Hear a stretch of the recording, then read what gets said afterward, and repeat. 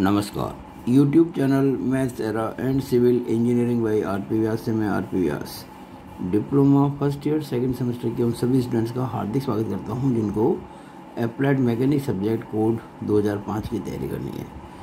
ये आज जो मैं वीडियो आपके समक्ष लेके आया हूं ये चैप्टर 2 पर है, वीडियो नंबर 4 है और एक छात्र की डिमांड पर ये मैं क्वेश्चन सॉल्व कर रहा हूँ। देखिए क्वेश्चन नंबर 14 है, पेज 78, ये एनकेज की जो बुक है ना उसका क्वेश्चन है, बुक सेकेंड। क्वेश्चन क्या है देखिए ज़रा। एक समान पहिए का व्यास, यहाँ समान का मतलब क्या आपको समझाऊंगा मैं भी। एक समान पहिए का व्यास 40 सेंटीमीटर है। Diameter of uniform wheel is 40 centimetre जो 10 सेंटीमीटर मोटे आयताकार ब्लॉक के सहारे रखा है, which is placed with the support of A 10 centimetre thick rectangular block. लामी प्रमेय की सहायता से वह न्यूनतम बल ज्ञात कीजिए। Find that minimum force with the help of लामी थ्योरम, जो पहिए के केंद्र पर लगा हो ताकि पहिया ब्लॉक पर चढ़ सके, which is applied at centre of the wheel in which can pull the wheel on the block। Block की प्रतिक्रिया भी ज्ञात कीजिए। पहिए का भार 800 न्यूटन है। Find also reaction of the block, weight of wheel is 800 Newton. देखिए ये जो एक समान पहिया का मतलब ये होता है कि इस पहिए की जो थिकनेस है वो यूनिफॉर्म है। इसका मतलब होता है कि इसका जो सेंटर है ना, सर्कल, जो ये सर्कुलर पहिया कैसा होता है सर्कुलर, तो इसकी जो सीजी है एग्जैक्टली इसके सेंटर पर ही होगी। देखिए मान लीजिए पहिया अगर कहीं कम मोटा होता है कहीं ज़्यादा मोटा होता है तो उसका जो सीजी होती है वो सेंटर में नहीं होती। लेकिन ये चूँकि एक समान है, यूनिफॉर्म है, तो हम मान के चलते हैं कि इसकी जो सीजी है हमेशा इसके सेंटर पर ही होगी, यानी कि जहाँ सर्कुलर व्हील का सेंटर है, यानी कि ये देखिएगा ओ इस सेंटर, ये पहिया है जिसका डायमीटर कितना दे रखा आपको 40 सेंटीमीटर, तो रेडियस कितनी हो जाएगी 20 सेंटीमीटर। देखिएगा ये पहिया है और ये आपके बॉटम है जिस पे ज़मीन पे पहिया रखा हुआ है और इस ज़मीन के ऊपर एक रेक्टेंगुलर ब्लॉक रखा हुआ है जिसकी हाइट कितनी है 10 सेंटीमीटर।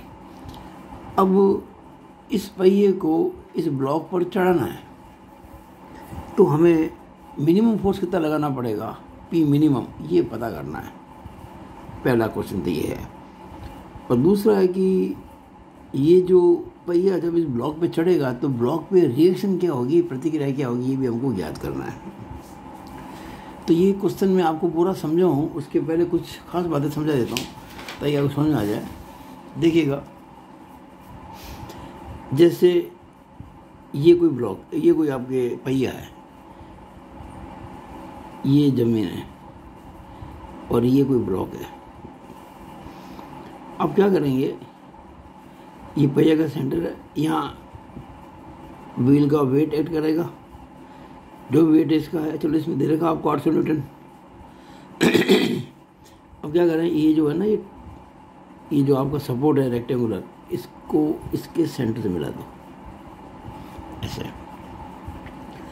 अब यहाँ तो आपसे पूछा गया है मिनिमम फोर्स, लेकिन अभी मैं बात कर रहा हूँ आपसे सामान्य फोर्स की जो आपको दे रखा है। हो सकता है हॉरिजॉन्टल हो, जैसे मान लीजिए आपको ये क्या रखा है कि फोर्स हॉरिजॉन्टल है, हॉरिजॉन्टल लगा रखा है। ये फोर्स कितना होगा जो कि इस व्हील को इस ब्लॉक पर चढ़ाने की स्थिति में ला दे। तो ऐसे क्वेश्चन करने के लिए हमें 2 मेथड्स फॉलो करने होते हैं। पहला जो है वो है मोमेंट के हिसाब से कि देखिए ये पॉइंट जो आपको दिख रहा है, चलो उसको मैंने मान लो नाम ए दे दिया, तो इस पॉइंट ए के अबाउट इस फोर्स का मोमेंट कैसा होगा, क्लॉकवाइज। देखो इसके ऊपर है, राइट हैंड में, पॉइंट के ऊपर राइट हैंड में होता है ना क्लॉकवाइज मोमेंट, आपको बताया था मैंने आपको, ये क्लॉकवाइज है। और ये जो वेट है इसका पहिए का, ये इस पॉइंट के लेफ्ट में है और नीचे है, और किसी पॉइंट के लेफ्ट में नीचे वो क्या होता है एंटी क्लॉकवाइज। अब चूंकि ये वजन, ये आपने जो फोर्स लगाया है ये इस पहिए को, इस व्हील को, इस सपोर्ट के ऊपर चढ़ाने ही वाला है। यानी हम कहेंगे कि इक्विलिब्रियम है, यानी इसका जो मोमेंट होगा, किसका, पी का, इस ए के अबाउट, और जो 800 का मोमेंट होगा किसके अबाउट, ए के अबाउट, ये दोनों बराबर होंगे, तभी होगा संतुलन।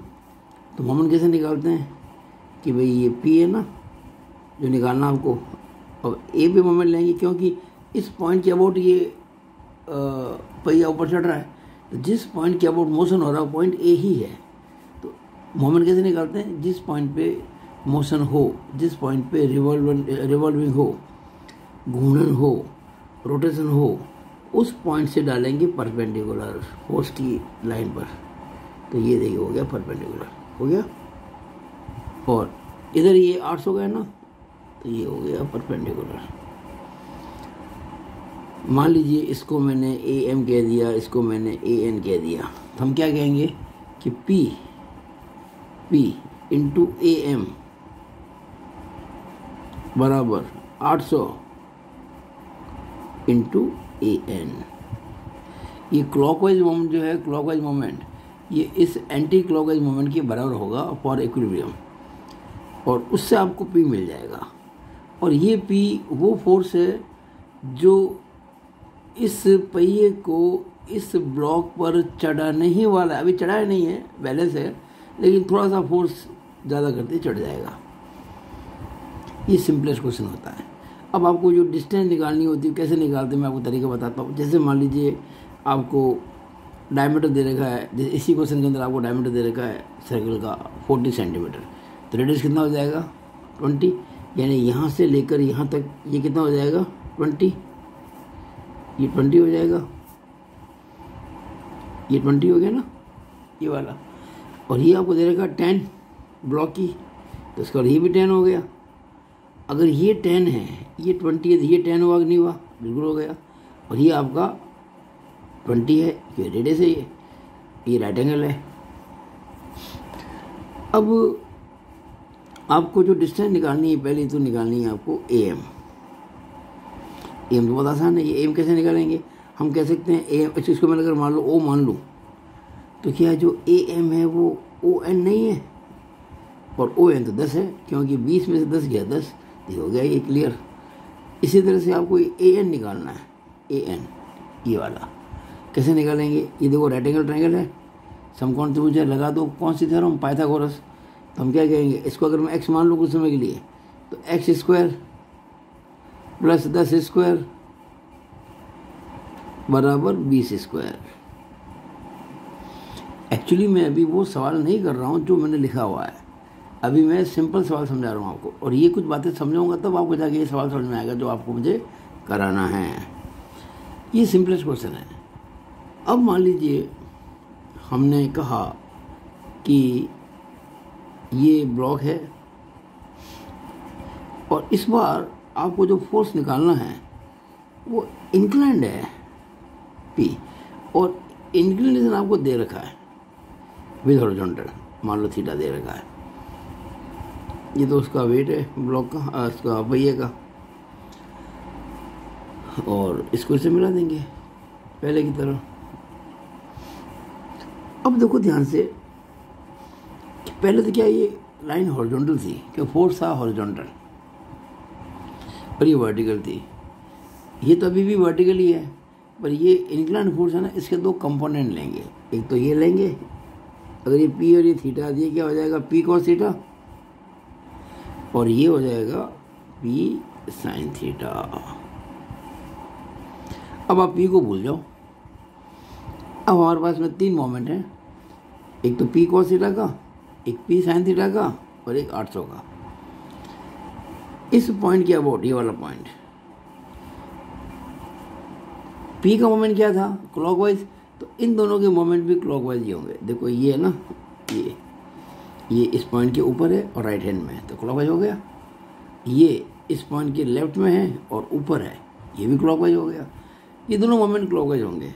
किस पे, इस ए पॉइंट के अबाउट। अब इसका जो मोमेंट लूँगा, ये फोर्स हो गया, ये डिस्टेंस हो गई जो हमको निकालना आता है, ये एक्स में निकालना सिखाया था अभी आपको। और जब मैं आपको ये जो 800 लूँगा, तभी दूरी आएगी, क्योंकि पी साइन थीटा और 800 एक ही लाइन में ना, in the same line, distance वही रहेगी। और पी कॉस थीटा की डिस्टेंस रहेगी ये वाली, जो मैंने अभी आपको ए एम दिखाई दी, ये वाले। अब इस बार मोमेंट दो होंगे, पी कॉस थीटा इंटू ये दूरी हो जाएगी, plus P sine theta into ये हो जाएगी, इजिकल टू 800 इंटू ये हो जाएगी। हम आराम से पी को निकाल पाएंगे, कोई दिक्कत नहीं आएगी। अब मैं इस प्रश्न पे आता हूँ जो आपको दिया गया है। देखिए, इसमें बहुत इंटरेस्टिंग बात दी है कि एक समान पहिए का व्यास 40 सेंटीमीटर है, जो 10 सेंटीमीटर मोटे आयताकार ब्लॉक के सहारे रखा है। लामी प्रमेय की सहायता से वह न्यूनतम बल ज्ञात करो। खास बात यह, न्यूनतम, फाइंड दैट मिनिमम फोर्स। अब मिनिमम फोर्स कब लगता है, इसको समझने की जरूरत है। देखिए, मोमेंट जो होता है ना, जैसे ये पी फोर्स है और ये डी डिस्टेंस है, तो मोमेंट को हम एम कहते हैं। एम का फॉर्मूला क्या होता है, पी इंटू डी। अब मान लीजिए कुछ समय के लिए कि पी है 100 और डी है मान लीजिए 20, ये 20 mm है, ये 100 न्यूटन है। गुणा कितना आ गया, 2000 आ गया, है ना। ये मोमेंट वो है 2000 न्यूटन mm, ध्यान रखना। मोमेंट की यूनिट क्या होती है, न्यूटन mm। क्यों, पी है न्यूटन में, डी है mm, डी मैंने डिस्टेंस है, यानी इतना कोई मोमेंट होगा 2000 न्यूटन mm का, तो वो अपना काम पूरा कर पाएगा। अब एक बात सुनना ध्यान से, अगर हम चाहते हैं कि ये मोमेंट हमको मिल जाए और फोर्स लगाना पड़े मिनिमम, लेकिन मोमेंट हमको 2000 चाहिए, कम से कम फोर्स में अपना काम हो जाए।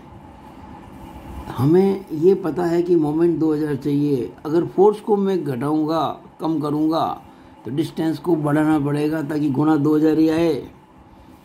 मान लीजिए मैंने इस फोर्स को 100 की जगह 50 कर दिया, तो डी कितनी हो जाएगी, 40 हो जाएगी, क्योंकि गुणा तो मेरे को 2000 लेके आना है। मान लीजिए मैंने फोर्स को 25 कर दिया, तो ये 80 हो जाएगा। यानी जिस रेशियो में हम फोर्स को कम करेंगे, उसी रेशियो में डिस्टेंस को बढ़ा देंगे। यानी एक बात पक्की है कि फोर्स का डिस्टेंस का जो गुणा है ना, वो 2000 मिलना चाहिए। यानी ये वो मोमेंट है जो कि हमको चाहिए इस वस्तु को, इस पहिए को इस ब्लॉक पर चढ़ाने के लिए। अगर फोर्स कम लगाना है तो डिस्टेंस आपको ज़्यादा रखनी पड़ेगी। अब हमको समझना क्या है कि चूंकि हमको पी मिनिमम फाइंड करना है, तो हम ज़्यादा से ज़्यादा दूरी कितनी रख सकते हैं, ये पता करने की हमारे को ज़रूरत पड़ेगी। कैसे देखिएगा, जैसे ये देखिएगा। अच्छा, एक बात देखते हैं, अभी मैंने आपको एक बात बताई, यहाँ करा दिया, मुझे याद है अच्छी तरह से। यहाँ ये फोर्स था और इसकी दूरी यहाँ से इतनी थी। डेफिनेटली ये जो डिस्टेंस है, ये इससे तो कम ही है ना, इससे।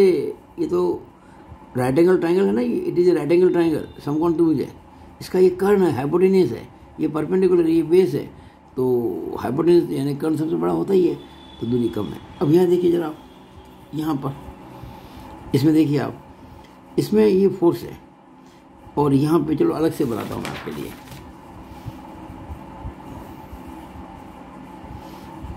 मान लीजिए हमने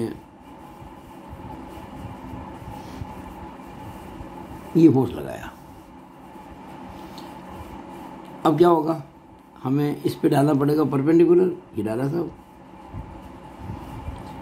तो ये जो डिस्टेंस होगी, नेचुरली ये राइट एंगल है ना, ये राइट एंगल ट्राइंगल हो गया, ये डिस्टेंस इससे तो कम ही होगी। अब आप जानते हैं कि किसी राइट एंगल ट्राइंगल में जो हाइपोटेन्यूस होता है, यानी कि जो कर्ण होता है, उससे बड़ा कुछ नहीं होता। अब हम फोर्स की डायरेक्शन वो करेंगे जो कि इस पर हो जाए परपेंडिकुलर। देखिए कैसे, अगर ये लाइन जो है ना, मैंने बना दी पहले से, अब मैं इस लाइन पे खींचूंगा परपेंडिकुलर। देखिए ये 90 डिग्री एंगल है और ये फोर, ये पी अब हो जाएगा मिनिमम।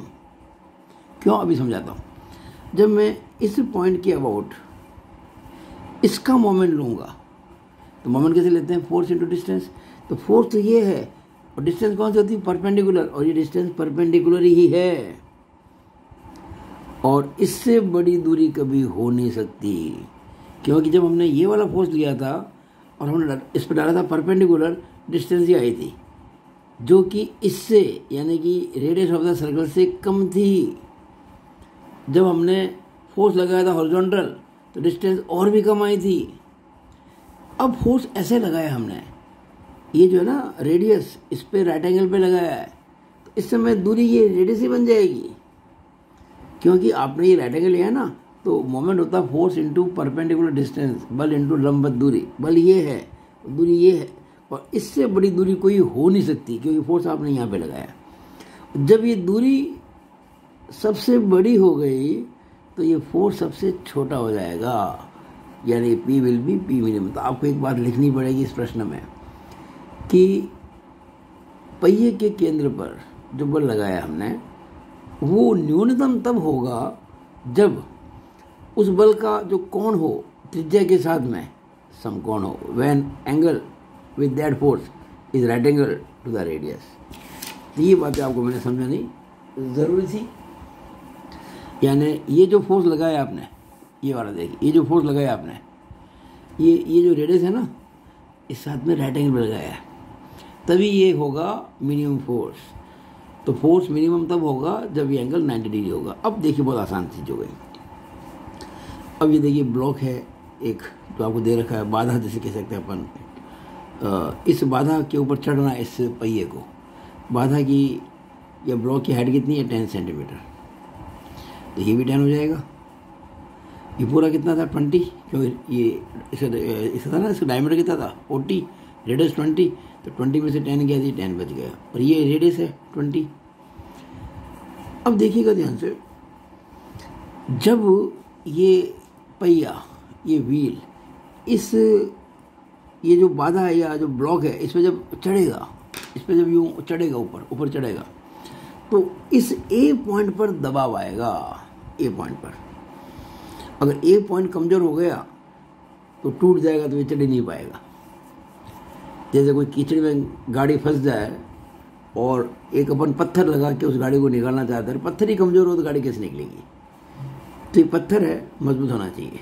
तो ए पॉइंट के अबाउट जो है ये पहिया ऊपर चढ़ रहा है, तो नेचुरली ये पहिया इसको दबाएगा ए पॉइंट को, तो रिएक्शन होगी। और रिएक्शन जो होती है, प्रतिक्रिया, वो हमेशा ऑपोजिट होती है।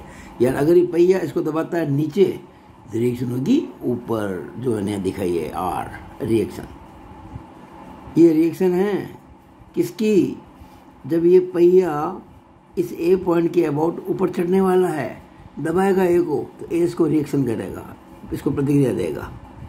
ये हमको प्रतिक्रिया यानी रिएक्शन निकालना। और ये पी मिनिमम भी हमको निकालना है। किस मेथड से निकालना है? आपको क्या रखा? लामी की प्रमेय से, यूज लामी थ्योरम। बहुत सिंपल क्वेश्चन है, पर मैं इसको 2 मेथड से करूँगा। पहले मैं करूँगा जनरल मेथड से, फिर करूँगा लामी से। जनरल मेथड वो जो अभी आपको मैंने आपको अगर ये समझा था ना, ये मेथड जनरल है कि P into this is equal to this into this, ये जनरल मेथड, इससे करूँगा। फिर मैं इसको लामी से भी करूँगा। तो पहले इसको फिगर को अच्छी तरह समझ लें आप। ये 10, ये 10, ये 10, ये 20। अच्छा, हमको जरूरत पड़ेगी एंगल की। अगर मैं इस एंगल को थीटा मान लूँ इसको, तो बताइए साइन थीटा कितना हो जाएगा?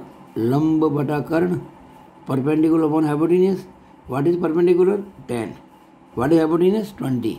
तो साइन थीटा कितना हो गया? 10 बटा 20, 10/20 यानी 1/2। तो थीटा कितना हो जाएगा? 30 डिग्री। आप जानते हैं ना साइन 30 1/2 होता है, तो थीटा 30 आ गया। ये थीटा 30 आ गया। और ये 90 है, वो 60 होगा कि नहीं होगा? होगा ना। अब अगर ये एंगल 60 है, वो 90 है, तो पूरा एंगल कितना हो जाएगा? 150, ये वाला एंगल। ठीक है। अच्छा, ये एंगल कितना हो जाएगा? ये वाला एंगल, ये कितना हो जाएगा? देखो ये 60 था। अच्छा, इस लाइन को मैंने सीधा आगे बढ़ाया था, एक ही लाइन है ना सीधी, और पूरा एंगल कितना होता है? 180, और इसमें से 60 घटा दो, ये कितना हो जाएगा? ये एंगल यहाँ से यहाँ तक, ये एंगल हो जाएगा 120 डिग्री। ये 120 हो जाएगा, और ये एंगल कितना हो जाएगा? 90 हो जाएगा। ठीक है। अब देखिए हम करते हैं। देखिए मैंने ए एम निकाली, पहले तो मैंने ए से डाला परपेंडिकुलर 800 के ऊपर जो है ना इसका वेट पहिए का, उसकी लाइन ऑफ एक्शन पर, तो ए एम। अब अगर मैं ये राइट एंगल ट्रायंगल लूँ तो ए एम कितना होगा, अंडर रूट इसका स्क्वायर माइनस इसका स्क्वायर थ्रू पाइथागोरस थ्योरम, तो 20 स्क्वायर माइनस 10 स्क्वायर, 400 माइनस 100, 300 का रूट लेंगे तो 10 रूट 3 आ जाएगा, ए एम आ गया। अब हम क्या करेंगे, जो मैंने आपको बताया, सिग्मा मोमेंट अबाउट ए बराबर 0। इक्विलिब्रियम के अंदर ए पॉइंट के अबाउट जब वेरियस फोर्सेस के मोमेंट लेंगे तो उनका अल्जेब्रिज्म 0 आएगा, क्योंकि बैलेंस है, साम्य अवस्था है। अब देखिएगा हमने कहा है एंटी क्लॉकवाइज मोमेंट को प्लस और क्लॉकवाइज को माइनस, तो इस पॉइंट पे अच्छा एक बात देखिएगा, ये जो रिएक्शन है ना आर, ये तो ए से गुजर रही है, reaction is passing through a, तो इसका मोमेंट तो आएगा ही नहीं काम में। फोर्स तो है लेकिन डिस्टेंस नहीं है, क्योंकि ये रिएक्शन ए से ही गुजर रही है और ए पे हमको मोमेंट लेना है, इसलिए इसका मोमेंट नहीं आएगा क्योंकि डिस्टेंस 0 है। अब किसके मोमेंट बनेंगे, एक तो इसका पी मिनिमम का, कैसा, क्लॉकवाइज, देखिएगा ये मोमेंट क्लॉकवाइज है, और एक इसका 800 का, कैसा, ये देखिएगा ये फोर्स है ना इस पॉइंट के लेफ्ट में है और नीचे है, देखो एरो, देखो नीचे लग रहा है एरो, ये एंटी क्लॉकवाइज है, वो क्लॉकवाइज है। तो मैंने 800 इंटू ए एम कर दिया, पहले तो पॉइंट ए पे मोमेंट लिया, 800 इंटू, हम जब मोमेंट लेते थे क्या होता है, force into perpendicular distance, force तो है 800 और डिस्टेंस कहाँ से लेंगे, जिस पॉइंट पे मोमेंट लेना है वहाँ से परपेंडिकुलर डालेंगे, तो ए से डाला परपेंडिकुलर ए एम, तो 800 इंटू ए एम, 800 इंटू ए एम, कैसा मोमेंट है भाई, ये एंटी क्लॉकवाइज, क्या कहा मैंने इसको, प्लस। अब ये पी मिनिमम, ये क्लॉकवाइज मोमेंट है, तो पी मिनिमम, क्लॉकवाइज को माइनस कहूँगा तो माइनस माइनस पी मिनिमम, और जब मोमेंट लूँगा इसका तो डिस्टेंस कैसे लूँगा भाई, डालूंगा परपेंडिकुलर, और ये मैंने कहा मैंने ये परपेंडिकुलर ही लिया था इसको, यानी ये डिस्टेंस परपेंडिकुलर हो गई कितनी, 20 इंटू ओ ए, यानी कि ओ ए बराबर 0। It implies P minimum into, अब देखिए हमको पी मिनिमम निकालना है तो इसको उधर ले गए, तो P minimum into O A बराबर 800 into A M, it means P minimum into O A कितना है भाई, 20। देखिए हम ओ ए को 20 पता है, ये रेडियस है ना 20, equal to 800 into A m हम निकाल चुके अभी भी थोड़ी देर पहले, ये देखिए ए एम 10 रूट 3 सॉल्व किया तो 692.82 न्यूटन आंसर आ गया। ये मैंने अभी लामी की थ्योरम से नहीं किया, अभी मैंने सिंपल मेथड से किया है, लामी से तो बहुत सिंपल हो जाएगा, ये सिंपल से भी सिंपल हो जाएगा, मेरे ख्याल से आपको समझ में आ गया होगा। अब हमें क्या निकालना है, रिएक्शन निकालनी है। अच्छा एक बात मैंने बताई आपको, ये है साम्यावस्था यानी कि इक्विलिब्रियम। हम ये मान सकते हैं कि ये जो पी मिनिमम और ये 800, इनका रिजल्टेंट फोर्स ये है परिणामी बल, इन दोनों का परिणामी ये है, और जितना परिणामी होगा उसके बराबर लगा दी मैंने, अलग से फोर्स लगा दिया, उसकी इक्वल फोर्स लगा दिया ऑपोजिट डायरेक्शन में, उसने बना दिया उसको साम्यावस्था। ये बात मैं कर चुका था, याद कीजिएगा, अगर दो बलों के परिणामी के बराबर और उसके अपोजिट डायरेक्शन में एक और फोर्स लगा दो, वो रिजल्टेंट 0 कर देगा, यानी कि साम्यावस्था हो जाएगी। हम ये कह सकते हैं ये जो रिएक्शन है ये इस रिजल्टेंट के बराबर है, किसका रिजल्टेंट, पी मिनिमम और 800 का। हम क्या करेंगे, अगर हमको ये रिएक्शन निकालनी है तो हम इस पी मिनिमम और 800 का रिजल्टेंट यानी कि परिणामी बल ज्ञात करेंगे, यानी इस दिशा में ओ ए की तरफ, तो ये ज्ञात कर दीजिए, जितना ये होगा उतना वो आंसर आ जाएगा उसका। ये देखिए मैंने ज्ञात करने की कोशिश की है, देखो मैंने क्या लिखा है, आर यानी कि रिएक्शन, पी मिनिमम वो 800 न्यूटन के परिणामी यानी कि आर डैश, इसको मैंने आर डैश कहा है, ये इसको मैंने कहा परिणामी आर डैश। देखिएगा ये था आपका पी मिनिमम जो कि आप निकाल चुके थे अभी 692.82, ये है 800 न्यूटन, और इनका परिणामी ये है आर डैश, और जितना परिणामी होगा उतना ही रिएक्शन हो जाएगी ये आर।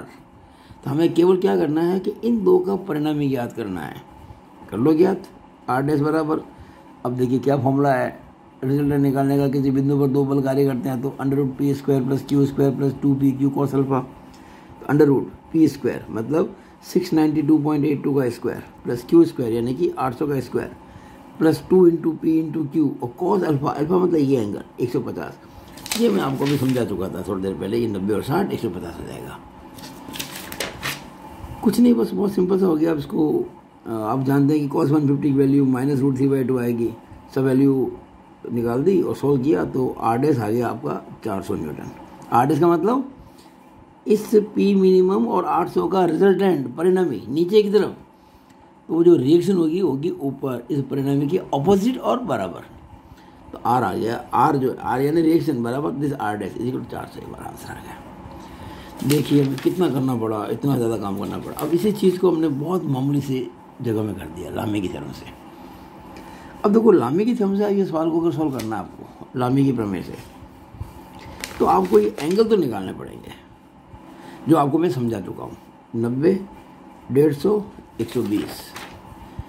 90 ये नहीं, ये 90, ये पूरा 150 और ये 120, ये 120, ये 120 नहीं तक, फिर ये 60 + 90 150 और वो 90, 120, 150 और 90। और ये है P मिनिमम और वो है R। अब आपको मैंने बताया था लामी की थ्योरम में कि अगर किसी बिंदु पर 3 बल साम्यावस्था में हैं, if 3 forces acting at a point are in equilibrium, तब प्रत्येक बल अन्य दो बलों के बीच के कोण की साइन का समानुपाती होगा। Then each force is proportional to the sine of the angle between the other two forces. यानी हम कह सकते हैं लामी की थ्योरम से कि P मिनिमम बटा sine 120 is equal to R upon sine 150 is equal to 800 बटा sine 90। No put the values, sine 120 √3/2 आएगा, साइन 150 1/2 आएगा। उधर किया ये बराबर ये किया तो √3/2 से चला गया, 800 गुणा होकर आ गया और R आ गया 800 × 1/2। तो ये जो P मिनिमम आ गया 692.82 और R आ गया 400, जो हमने पहले भी निकाला था।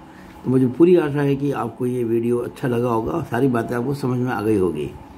तो इसी आशा के साथ में कि आप ज़रूर इस वीडियो को बहुत सारा लाइक शेयर करेंगे और मेरे YouTube चैनल को सब्सक्राइब करना नहीं भूलेंगे। इसी के साथ मैं अपनी बात को पूरी करता हूँ। It is all over about this video. Thank you.